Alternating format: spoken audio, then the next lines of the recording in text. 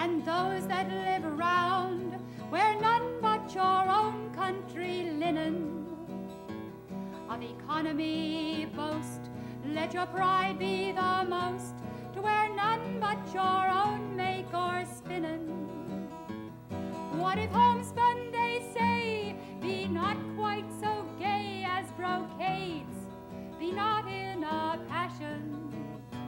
For once it is known that it's much worn in town, one and all will cry out, 'tis the fashion.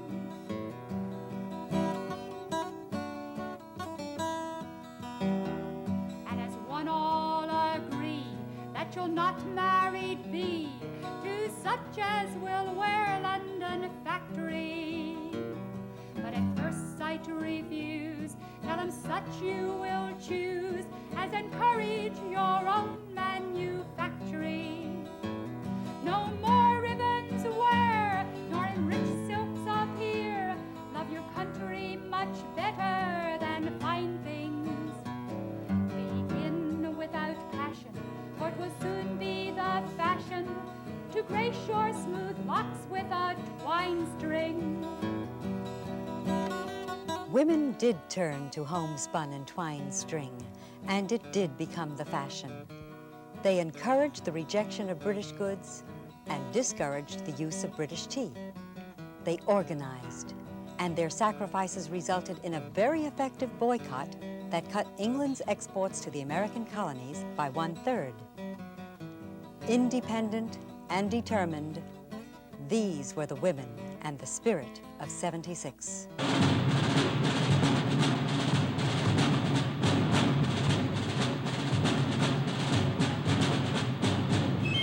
The American Revolution led to a transformation of the social order of the 18th century.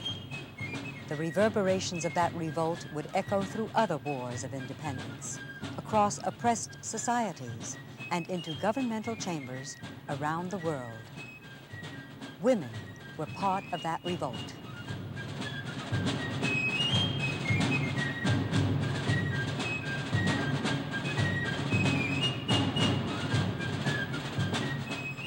And women are now being affected by the democratic concepts which are a legacy of that revolution. Until recently, the women of 1776 have been all but ignored by observers, historians, and recorders of that dramatic era. But the women of 1776 were contributors in the arts, politics, in industry, as professionals, caring for the farms and managing the homes. Abigail Adams, in a continuous correspondence with her husband John, who was to become the second President of the United States, expressed her concern for attention to the place of women in the new government. It was in one of these letters in which she wrote, "In the new code of laws, which I suppose it will be necessary for you to make, I desire you would remember the ladies. Do not put such unlimited power into the hands of their husbands. Remember, all men would be tyrants if they could." What has altered the inattention to the role of women in 1776 is the women's movement of the 1970s.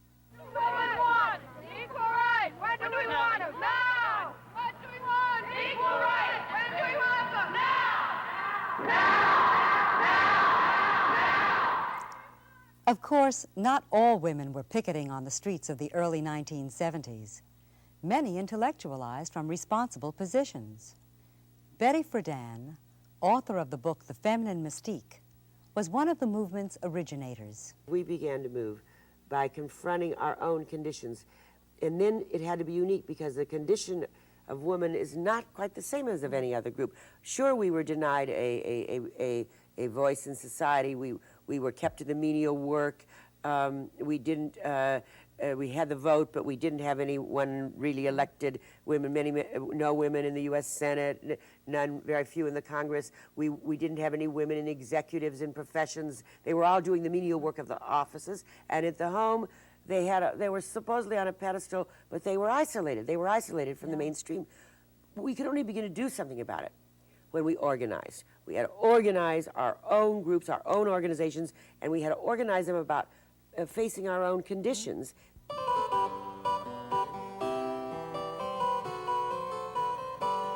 It is ironic that women had more rights and equal opportunities before the adoption of the Constitution than they were to have in the 19th century.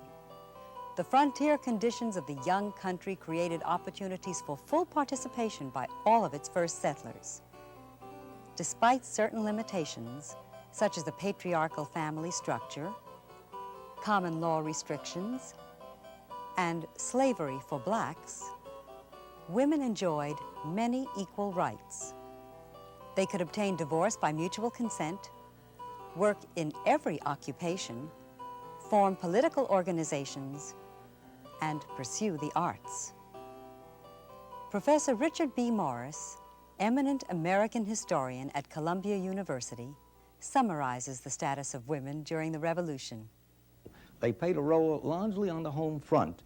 They helped enforce the boycott, the non-importation agreements, both in the years preceding the American Revolution and in carrying out the wage and price schedules during the Revolution. They played a very important role on the civilian front in maintaining morale, in keeping the home fires burning, in running the farms. In various other ways, they were really central in importance to the Whig spirit, the revolutionary spirit, among the civilians on the home front.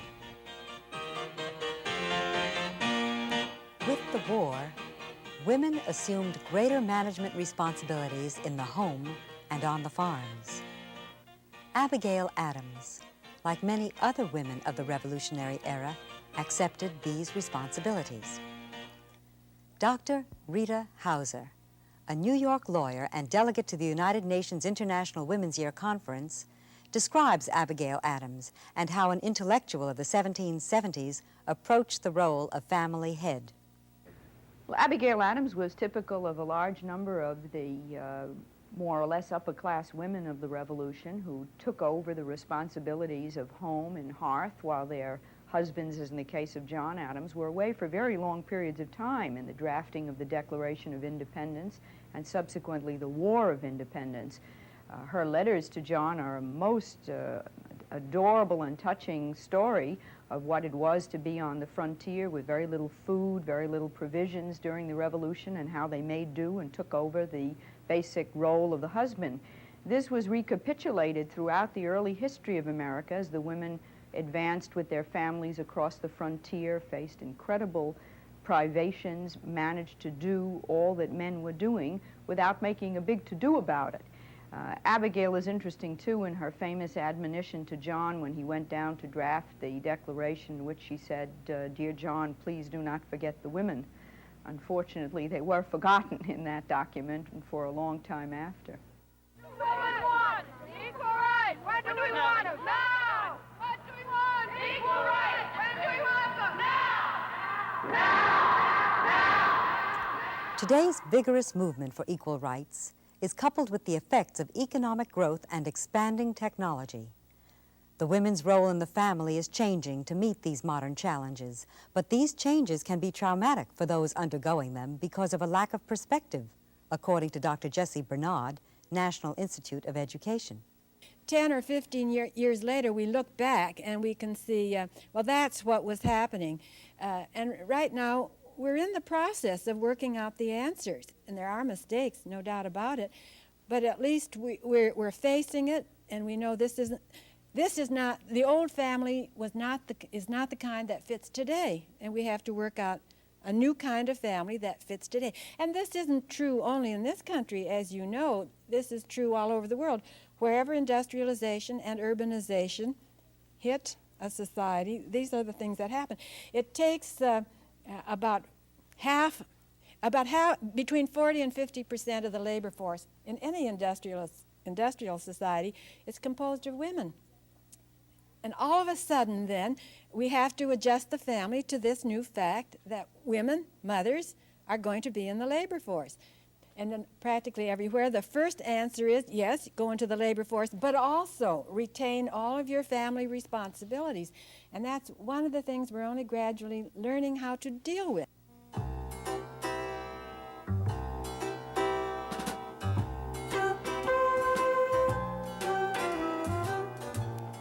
The role of the women in the family and in the community is changing today, and work is a major cause. BENNETTA Washington, Special Assistant to the Assistant Secretary of Labor, finds women seeking an expanding variety of occupations today. You're going to find tax experts, you're going to find mothers, mother images for a whole community, you're going to find carpool drivers, but you're also going to find legislators, and you're going to find executive people, and it's this whole diversity of talent that is there, and I think it's a rich pool of talent for the country. The way of the world said you should remain a bird in a gilded cage. You come a long way, baby, today.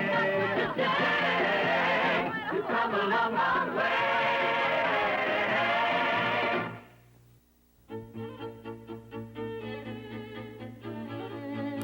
Women took part in the industries during the Revolution. Mary Catherine Goddard ran her printing house in Baltimore, Maryland.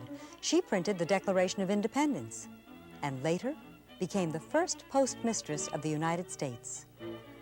Lydia Dara was a mortician in Philadelphia, Pennsylvania. She also operated an elaborate spy system for the Continental Army and was credited with saving the life of General George Washington. Eliza Lucas Pinckney of South Carolina managed a large plantation.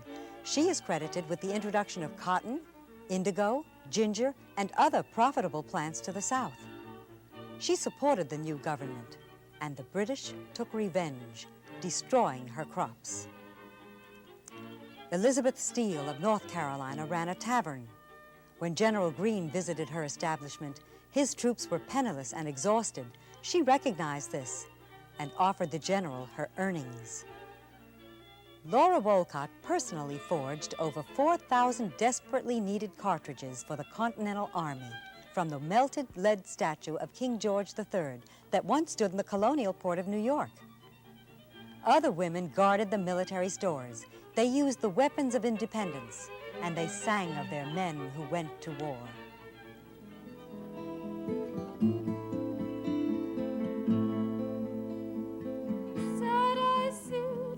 Butternut Hill, who could blame me, cry my fill, every tear would turn on me, Johnny has gone for soldier. Me, oh my, I loved him so, broke my heart to see him go, only time can heal my woe, Johnny has gone for soldier.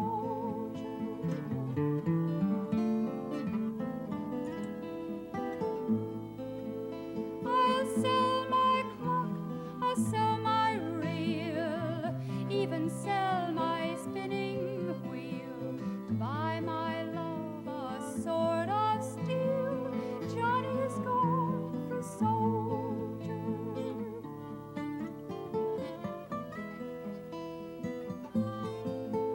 I'll dye my petticoat, dye it red, walk the streets to beg my bread, for my true love has from me fled, Johnny has gone for soldier.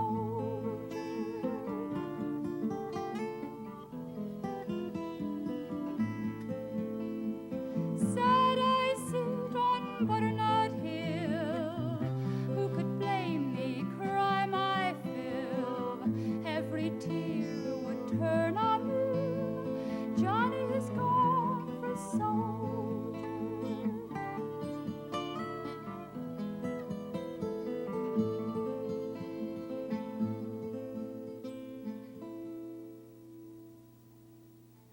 Some women also went to war.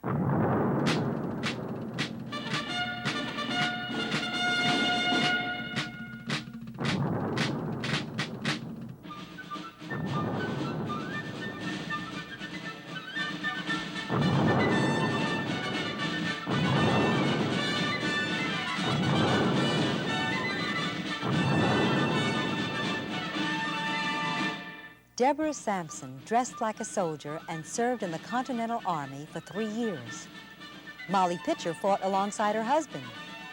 Nancy Morgan Hart did the same.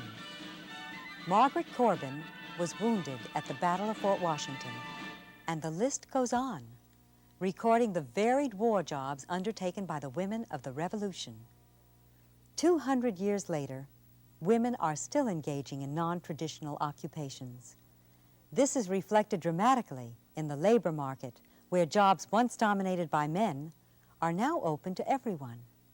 At a steel plant in Pittsburgh, Pennsylvania, Patricia Friedan is a production foreman. Well, in the mill, I've encountered, and this was the first that I encountered it, I encountered quite a few men that it's a question, I mean, whether you're on a crane or you're walking somewhere around the mill, you'll start talking some about your life. And they will say that they have 1, maybe 3 children, their wife passed away, they're divorced, and they start saying some of the problems they have. And they do have to arrange for their babysitter, and it's really neat to hear a guy say, yeah, I made a chicken casserole that we had last night. Kids didn't like it. Governor Ella Grasso of Connecticut also believes that men, as well as women, are beginning to realize that the present social revolution is touching everyone's lives, even their own. I have seen that there is a new awakening, and it's a recognition of the fact that women are people, and as people they should not be second-class citizens. And I think that men more and more are recognizing this and are grateful rather than being hostile. There are those who'll be hostile, they may be hostile forever. But the young people, most especially, go into marriage with an idea of sharing and true equal partnership that wasn't true when I was younger and being married. Even though the idea of sharing a true and equal relationship in marriage is more commonly practiced today, the idea of such a relationship was not unheard of in the 18th century. The marriage of John and Abigail Adams was one in which both shared equally, allowing Abigail to establish herself as an intelligent woman, as capable of independent thinking and prudent leadership as her husband. Dr. Hauser considers Abigail Adams as a person whom 20th century women might look to for inspiration. Without question, Abigail Adams would be the prototype of the woman who would be in the forefront of the women's movement in the sense of someone who was highly educated, who had a sense of duty, who felt that she owed it to her fellow women, her sisters, to fight for their rights. She certainly would have been a suffragette if she had lived in the 20s, and she would be in the forefront somewhere of the women's movement today.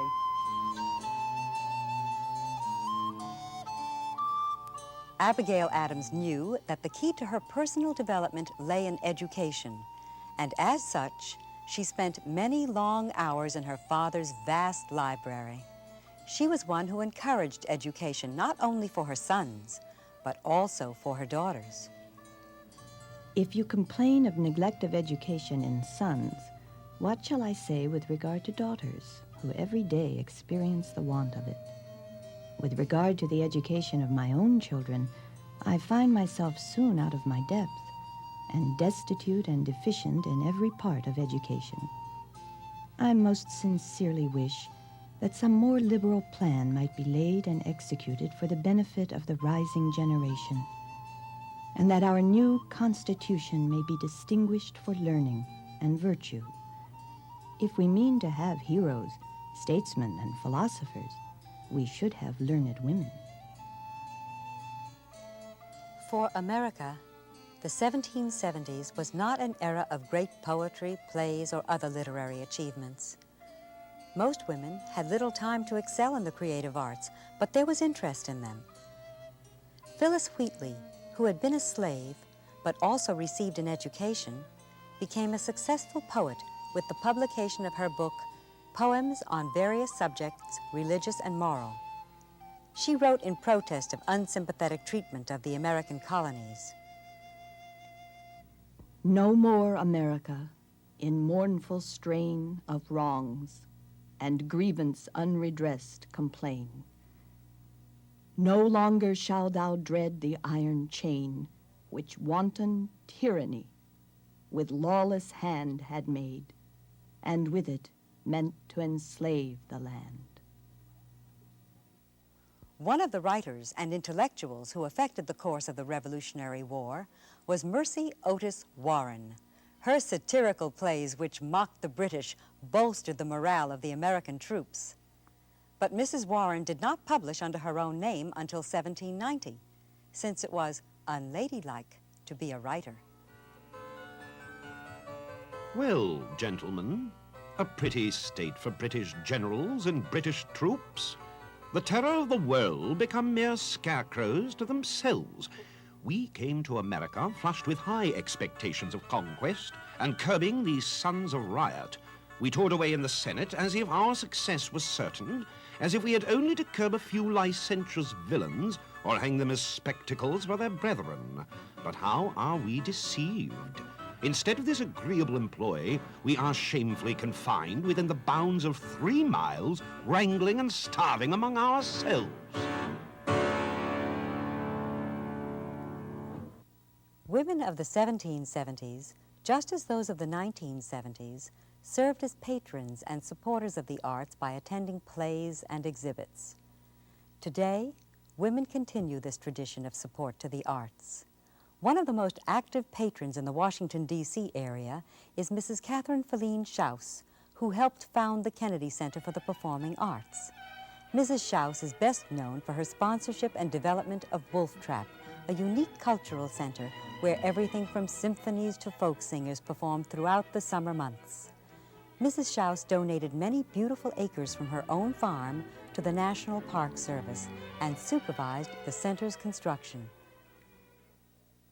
So many people over the years have enjoyed Wolf Trap, and when I thought of Wolf Trap as a place for people forever, I didn't realize.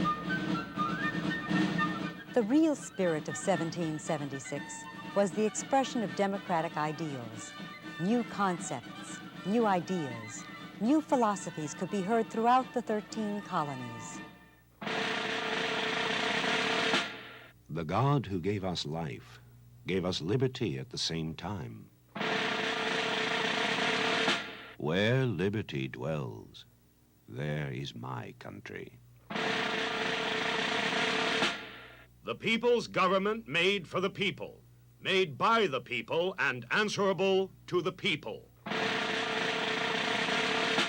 Perfect freedom is as necessary to the health and vigor of commerce as it is to the health and vigor of citizenship.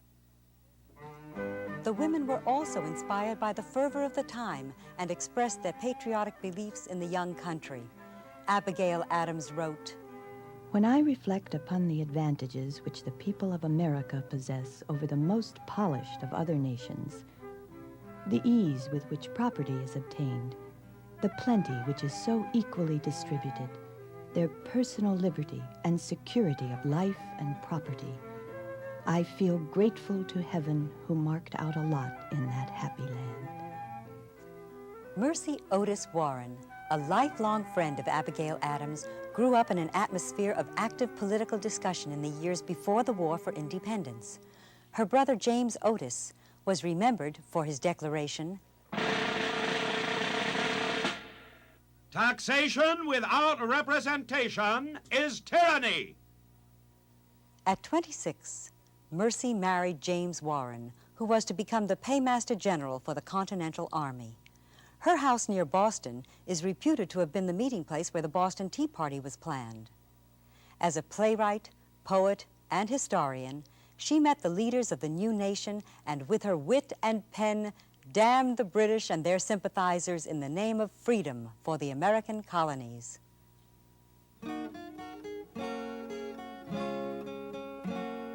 Come swallow your bumpers, ye Tories, and roar that the sons of fair freedom are hampered once more. But know that no cutthroats our spirits can tame, nor a host of oppressors shall smother the flame. In freedom we're born, and like sons of the brave,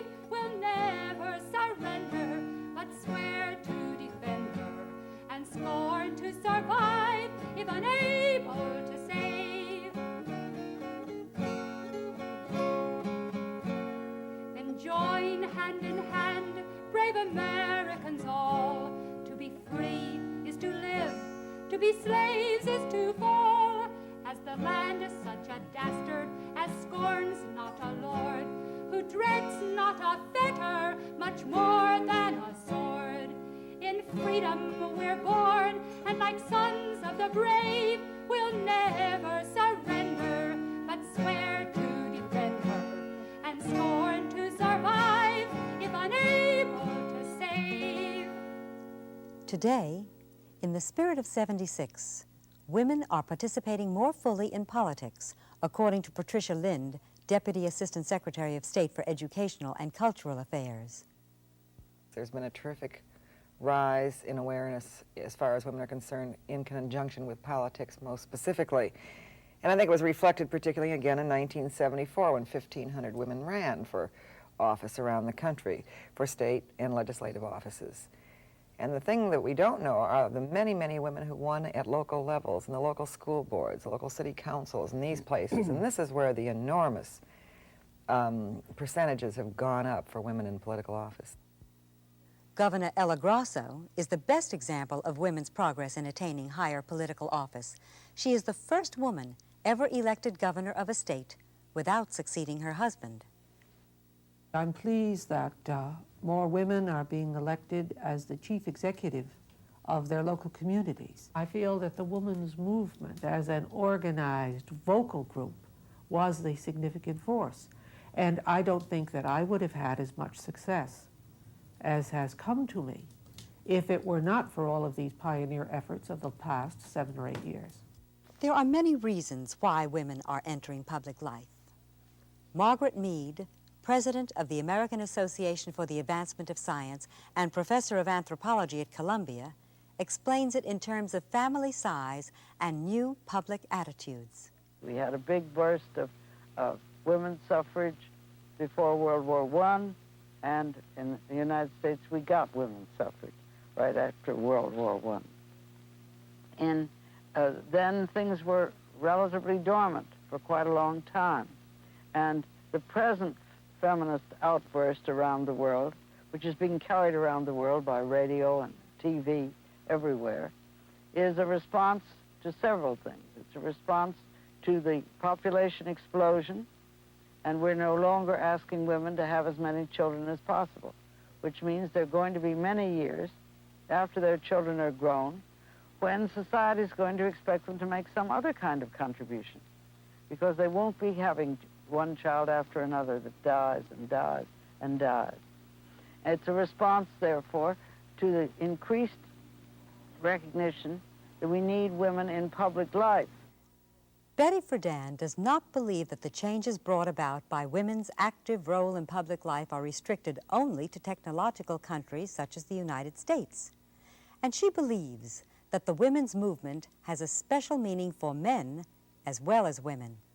It's by being able really to be themselves as people and really being able to move freely, women as people in the society, whatever level it is in all its areas, that is in itself going to change the relationship of women and men, because women are going to not only be able, have to depend, they won't be so completely dependent on men, but they will be able to love men more freely and be affirmative to them. But it will also change the violence of men. It will change the conditions that keep men frustrated and dying too young. And it may, and we hope it would change also.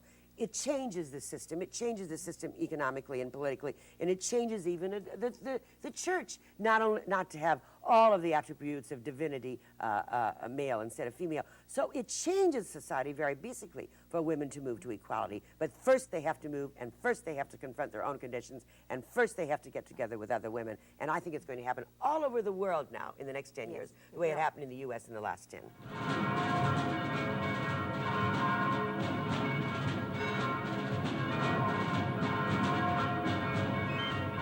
Democracy, freedom of the individual, the right of occupational choice. These ideals, so vigorously fought for by the revolutionaries of 1776, enliven the women's movement of 1976. For today's American women, the difference between themselves and their predecessors is the assertion of their right to equality. No longer theory, equality of rights for all. in the professions and in economic life, in politics, the arts, and in the community, is becoming a reality. The modern spirit of '76 is enriching the social order of the 20th century.